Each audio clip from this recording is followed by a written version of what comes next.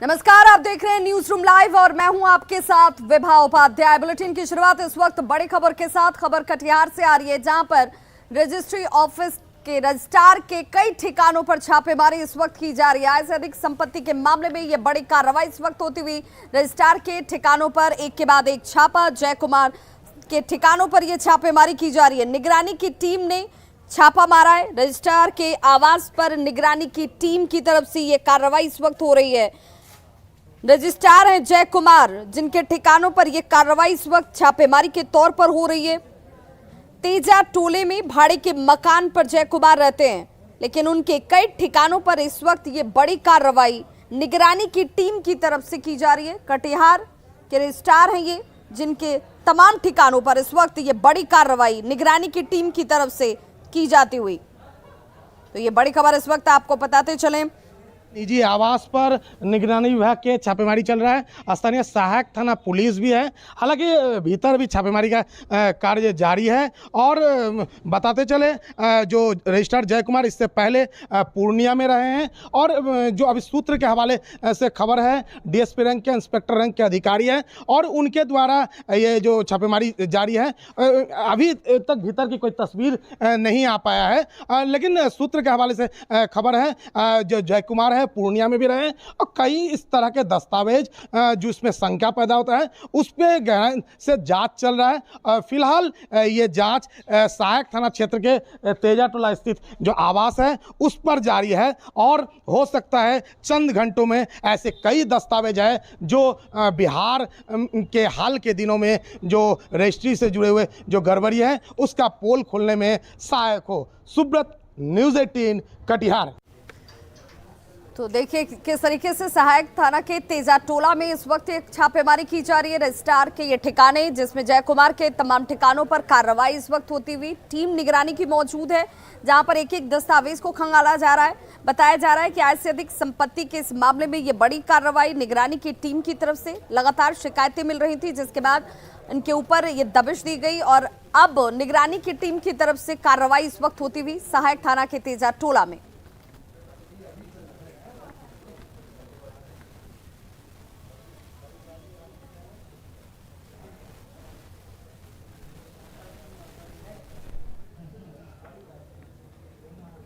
तो तस्वीरें आपके सामने हैं।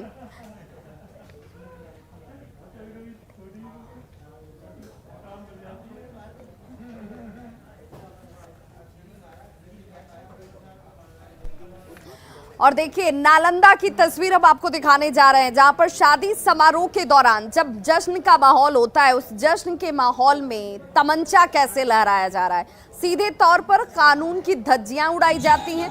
तस्वीरें आपके सामने सबसे पहले, और इन तस्वीरों को देखकर आपको समझ में आ जाएगा कि नालंदा में शादी समारोह में जश्न के दौरान देखिए कैसे ये पिस्टल डांस हो रहा है। महिला डांसर्स के साथ हर स्टेप पर ताबड़तोड़ फायरिंग की जा रही है। और अब ये वीडियो भी बेहद तेजी से वायरल होता हुआ, पिस्टल लहराने का ये वीडियो वायरल हो रहा है और बताया जा रहा है कि शादी समारोह के दौरान ये पिस्टल लहराया जा रहा है। जरा भी डर नहीं, जरा भी खौफ नहीं। अगर यहाँ कोई हादसा हो जाए, अनहोनी हो जाए, तो उसके लिए जिम्मेदार कौन होगा? तमाम कानूनी तौर पर प्रावधान है, लेकिन इन प्रावधानों की खुलेआम धज्जियां भी इन घटनाओं से सामने आती हैं। इस वक्त जो तस्वीर आप देख रहे हैं ये नालंदा की है और अब ये वीडियो भी खुलेआम जब पिस्टल लहराया जा रहा है, पुलिस को चुनौती दी जा रही है। जो युवक आपको तस्वीरों में और लाल घेरे में दिख रहा है, इस युवक का नाम पंकज पासवान बताया जाता है, जो पुलिस को खुले तौर पर चुनौती दे रहा है कि कार्रवाई करके दिखाइए। कानून की जानकारी होगी और अगर है भी तब भी कोई डर नहीं है, क्योंकि सब कुछ अनजाने में नहीं, जानबूझकर किया जा रहा है। पिस्टल लहराने का ये वीडियो जैसे ही वायरल हुआ है, अब क्या ये शख्स गिरफ्तार किया जाता है, पकड़ा जाता है, ये भी अपने आप में सवाल जरूर है।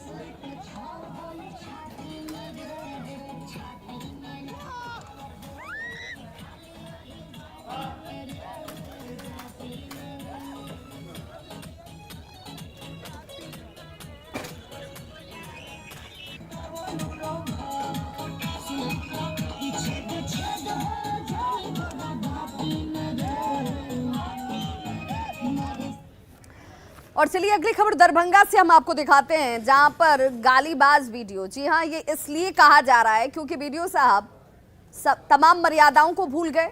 नियम कानून जिन किताबों को पढ़कर वीडियो बने होंगे उनमें मर्यादा कैसे बरती जाती है, कैसे मर्यादित शब्दों का इस्तेमाल किया जाता है, ये सब कुछ वो भूल जाते हैं। हालांकि न्यूज़ 18 ने इस खबर को दिखाया और खबर को दिखाने के बाद डीएम ने अब जांच के आदेश भी दे दिए हैं।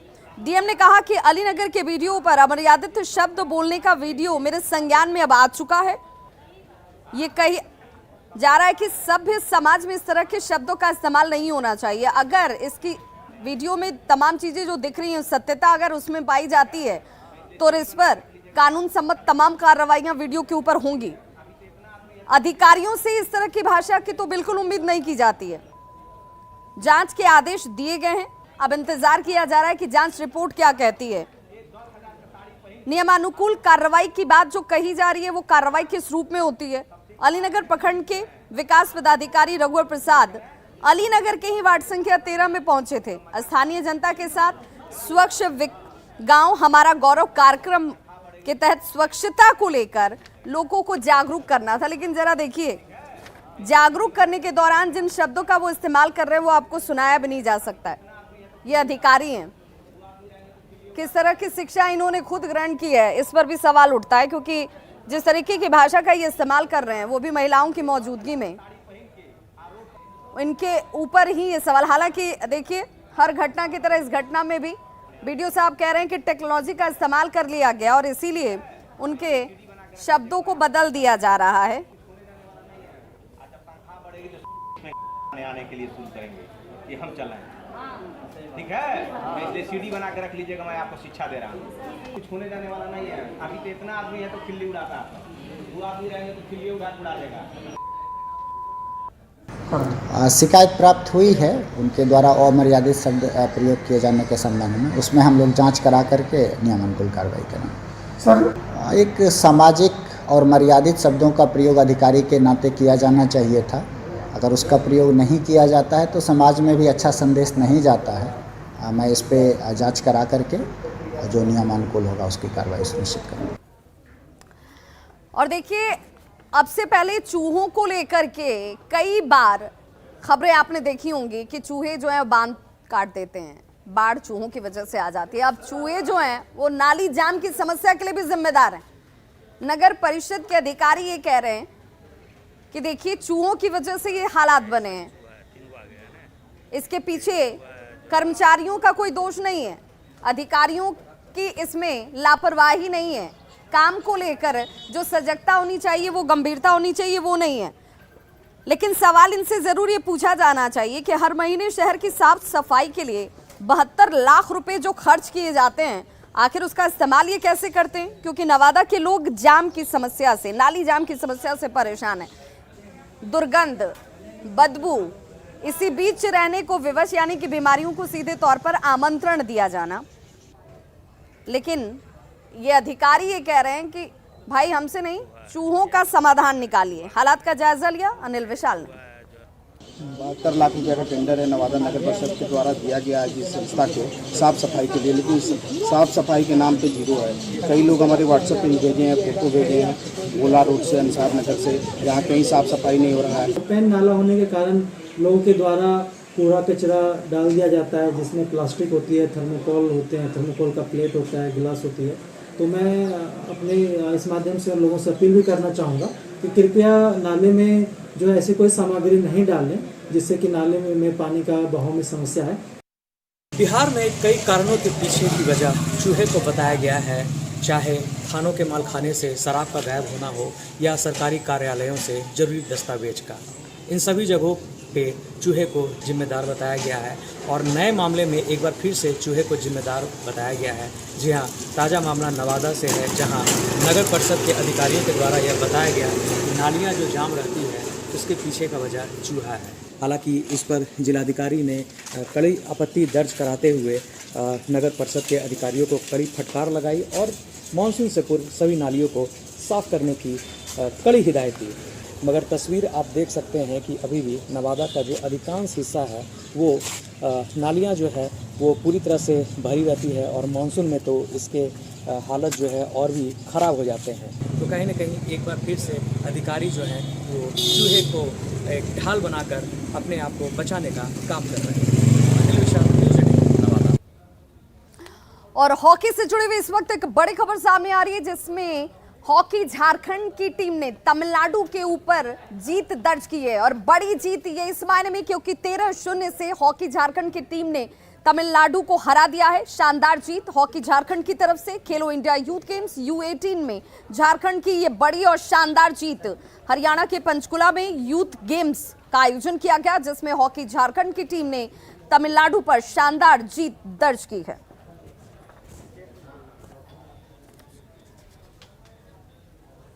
तो झारखंड की टीम ने तमिलनाडु पर यह शानदार जीत दर्ज की है। 13-0 से तमिलनाडु को धूल चटाया है हॉकी झारखंड ने। खेलो इंडिया यूथ गेम्स U18 में झारखंड की टीम की यह बड़ी जीत।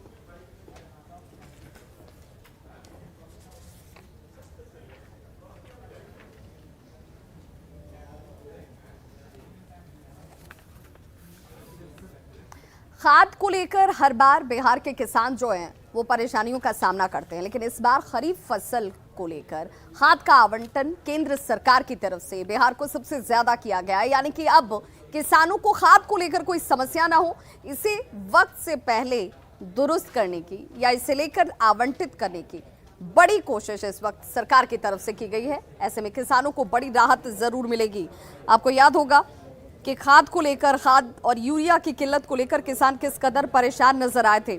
इस बार बिहार को 17 लाख टन खाद खरीफ फसल के लिए दिया गया है। यूरिया की अगर बात की जाए तो देश भर में सबसे ज्यादा आवंटन बिहार को 10 लाख टन यूरिया के तौर पर किया गया है। केंद्र की ओर से किए गए इस खाद के आवंटन के बाद ये माना जा रहा है कि इस बार किसानों को खरीफ फसल के उत्पादन में किसी तरह की परेशानी नहीं होगी। और ज्यादा जानकारी इसे लेकर दे रहे हैं रवि एस नारायण। खरीफ फसलों के उत्पादन में किसानों को कोई मुसीबत ना हो और सही समय पर सही मात्रा में खाद किसानों तक पहुंच सके, इसे लेकर केंद्र सरकार ने खाद का जो आवंटन है वो राज्यों को कर दिया है। और बिहार के हिस्से में अगर बात करें तो इस बार 17 लाख टन जो है वो खाद मिलेगा और जिससे किसानों को बड़ी राहत मिल सकेगी, क्योंकि हर साल जो आवंटन है वो कम होने के कारण जो खाद है उसकी किल्लत हो जाती है। और बाद में कई तस्वीरें जिलों से आती है कि जहाँ पे खाद की काला बाजारी होती है, ज़्यादा दाम में खाद जो है वो बिकने शुरू हो जाते हैं और खरीफ फसलों के उत्पादन में भी इसका खासा प्रभाव पड़ता है। लेकिन इस बार जिस ढंग से केंद्र ने आवंटन किया है 17 लाख टन जो है वो खाद बिहार को मिलेगा। वहीं अगर यूरिया के आवंटन की बात करें तो देश भर में सबसे ज़्यादा आवंटन यूरिया का बिहार को दिया गया है। 10 लाख टन यूरिया जो है वो बिहार को मिलेगा।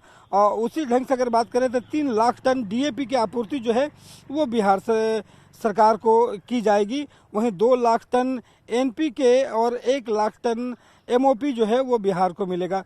इन तमाम जो आवंटन के बाद जो कृषि विभाग है उसने अपने तमाम अधिकारियों को ये निर्देश देना शुरू कर दिया है कि किसी भी ढंग से खाद की जो किल्लत है वो नहीं होने दिया जाए, उस पर गंभीरता से नज़र रखी जाए, किसी ढंग की जो कालाबाजारी है वो नहीं हो सके, ताकि किसानों तक खाद अच्छे मात्रा में पहुंच सके और खरीफ का जो उत्पादन है वो बेहतर हो।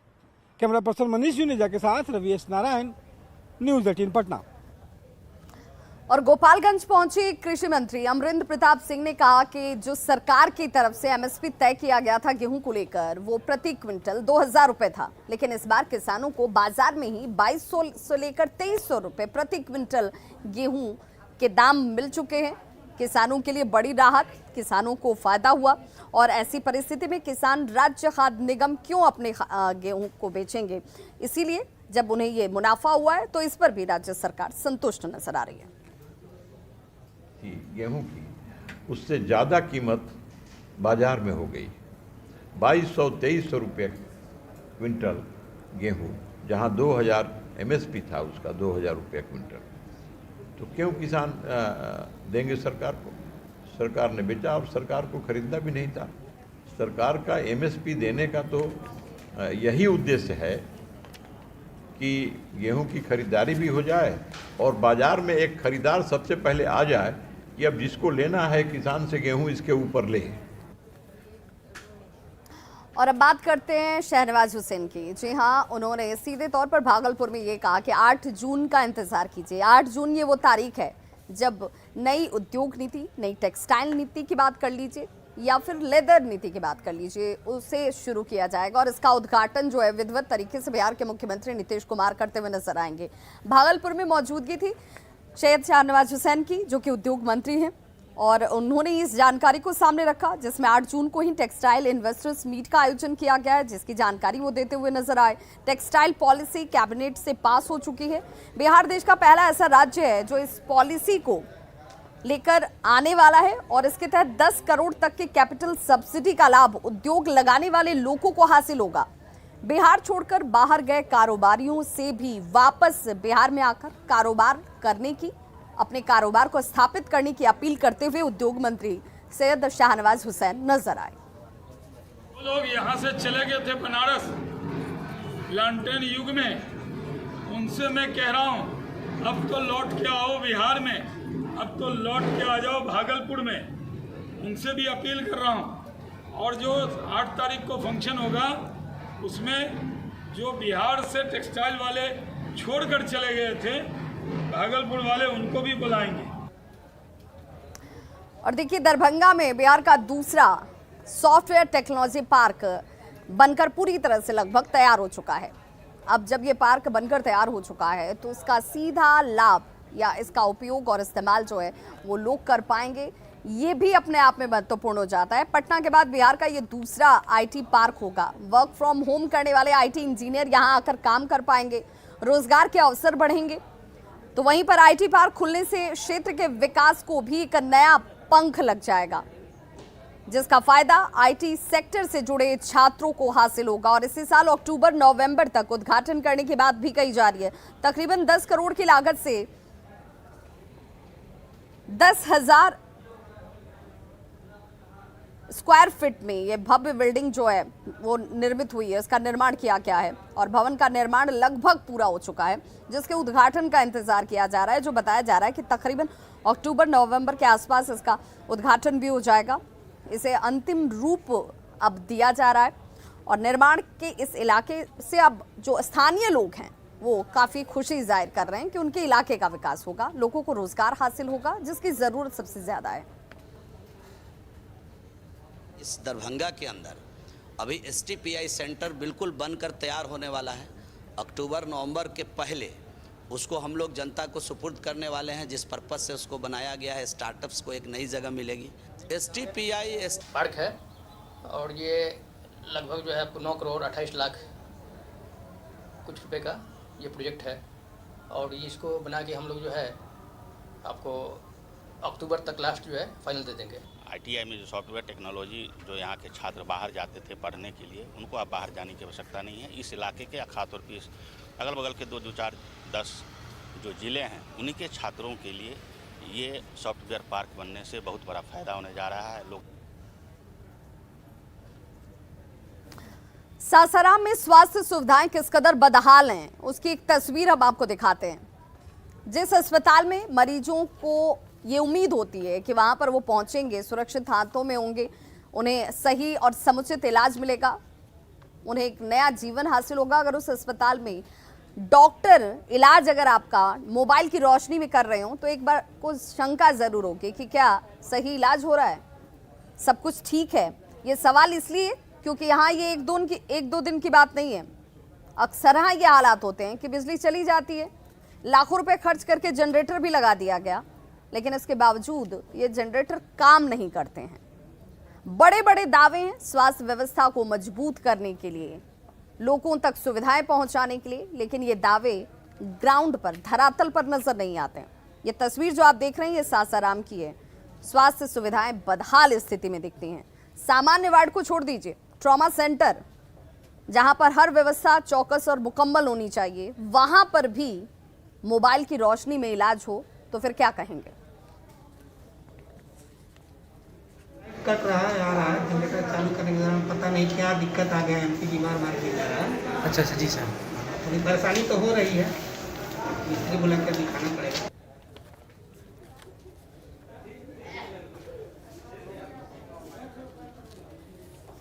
और बेतिया से इस वक्त बड़ी खबर आ रही है जहां पर सीएसपी संचालक से लूट की घटना को अंजाम दिया गया है। जी हां, 1.5 लाख रुपए की लूट की घटना को सीएसपी संचालक से अंजाम दिया गया है और हथियार से लैस 3 की संख्या अपराधियों की बताई जा रही है जिन्होंने इस लूट को अंजाम दिया और फरार हो गए। चनपटिया प्रखंड कार्यालय के पास ये बड़ी वारदात। और देखिए, एक के बाद एक लूट की घटनाएं, चाहे वो बात राजधानी पटना की कर लीजिए या फिर दूर दराज के इलाकों की कर लीजिए, लूट की घटनाओं पर विराम नहीं लग रहा है। और सीएसपी संचालक सबसे ज्यादा लूट के शिकार हो रहे हैं क्योंकि एक बार फिर से बेतिया में सीएसपी संचालक को निशाना बनाया गया है। करीब 1.5 लाख रुपए लूटे गए हैं। हथियार से लैस 3 अपराधियों ने इस घटना को अंजाम दिया है।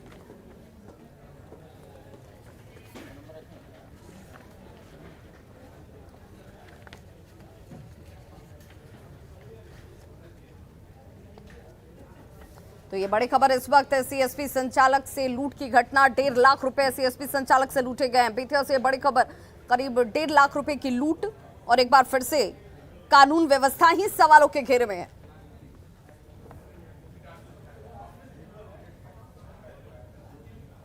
तो चनपटिया प्रखंड कार्यालय के पास लूट की घटना। और देखिए, इस वक्त बड़ी खबर आ रही है पटना से जहां पर मुख्यमंत्री नीतीश कुमार ने कश्मीर में बिहारियों के ऊपर हो रहे हमलों को लेकर के चिंता जाहिर की है। अब इस पर गंभीरता बरती जा रही है।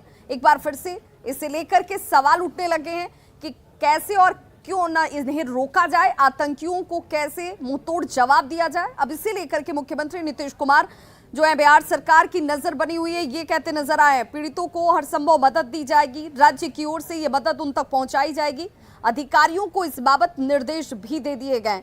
इस मामले पर केंद्र सरकार अपनी नजर बनाए हुए है। सीएम नीतीश कुमार का यह बड़ा बयान, बिहार सरकार की भी नजर इस पर बनी हुई है। कश्मीर में बिहारियों पर हमले का यह पूरा मामला दुखद है और हम लोग तो उसके लिए सारी बात कर रहे हैं और जो भी हम लोगों की तरफ से उसके परिवार को सहयोग देने का वो भी हम लोग कर रहे हैं। और वहाँ तो सरकार अपना कर ही रही है, लेकिन हम ही लोगों के यहाँ के लोग वहाँ काम कर रहे थे, उनकी मृत्यु हुई तो काफी दुखद है कि जानते ही कल ही जब निकारी हुई है तभी यहाँ से बात हुई है और यहाँ के सरकार की तरफ से भी वहाँ कॉन्शसनेस है और उन लोगों को जो भी सहयोग देना आज भी अटैक हुए सुबह में। हाँ, तो देखिए उसके लिए तो फिर वहाँ तो एक्टिव हैं ही लोग, सक्रिय हैं ही, कर ही रहे हैं। लेकिन जो हम ही लोगों का कुछ हुआ है तो उसके लिए तो हम लोगों को भी तो उसके परिवार को सहयोग देना ही है, करेंगे। तो खबरों का सिलसिला लगातार जारी, आप देखते रहिए न्यूज़ 18 बिहार झारखंड, क्योंकि यहाँ खबरों का सिलसिला कभी नहीं थमता।